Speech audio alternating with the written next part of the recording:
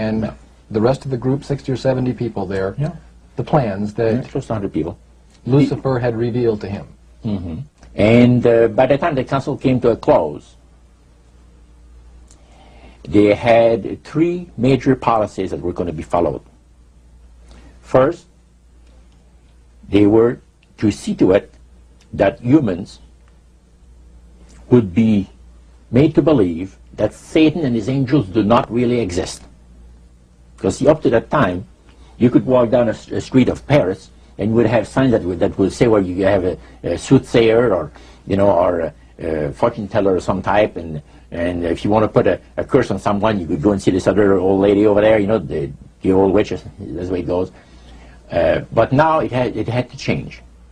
Lucifer says, we have to make sure that people, humans, get to believe that Satan and his angels do not really exist. You know, Roger, that's interesting because a recent research study report that I read indicated that in a national survey, I believe it's over 75% of people do not really believe in a real tangible devil. But there is one. Oh, yeah. Now, the next thing, the three parts policy that they had adopted there, the second one was to find a way of being able to get total control of people's minds. And that would be done by taking hypnotism out of the realm of the occult and introduce it as a new science for the benefit of mankind. So part of what the high priest told you was Satan's strategy to take total control of people's minds.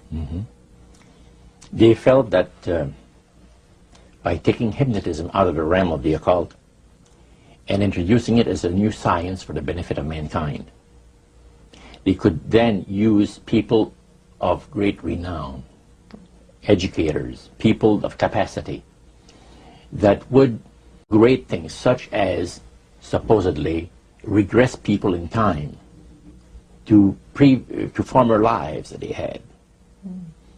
And of course, after the session is over, the person would not know a thing about ancient history, and the person that she or he has talked about performing, you know, certain deeds, we'll say 3,000-4,000 years ago. But this was their strategy. Now, what this would do for the thing is this, that it would create in the minds of the general public, solidly set in the mind of the general public, an unwavering trust in that great deception. In other words, people could, you know, they would believe it. This person was hypnotized, was regressing time to, you know, former lives, and did this and did that, and no deception. Maybe Alexander the Great, we'll say, you know, and some of the generals and people like that. And the person, after the session is over, you know, comes out of hypnotism, and he or she doesn't know what she's talking about. So now this would be a way of de-Christianizing the Western world through the avenue of mysticism. Now the time came when Lucifer decided that he had to choose a person to initiate this thing. And Franz Mesmer, which was an Austrian physician, was chosen. Because the priest told you all of this? Oh, yeah. Okay. Because he was most capable.